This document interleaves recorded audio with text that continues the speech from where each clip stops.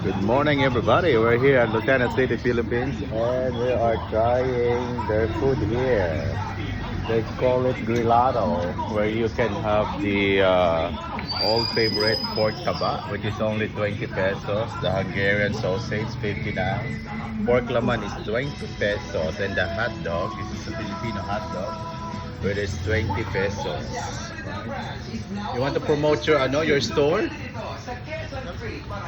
Huh? Want to promote your store? Tell your address and if people want to come here.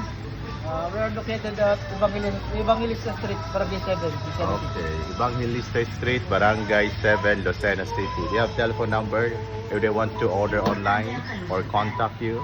Online na lang siya sa Messenger sa FB. Oh, Messenger FB. Anong page? Grillado Food House. Huh? Grillado Food House.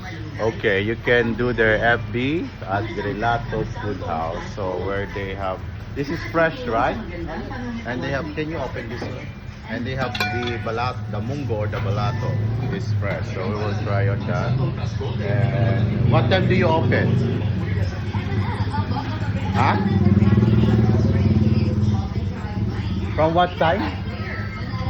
9:30 a.m. to 8:30 p.m. Oh, 9:30 a.m. to 8:30 p.m. and they freshly cooking their food there. The grills there.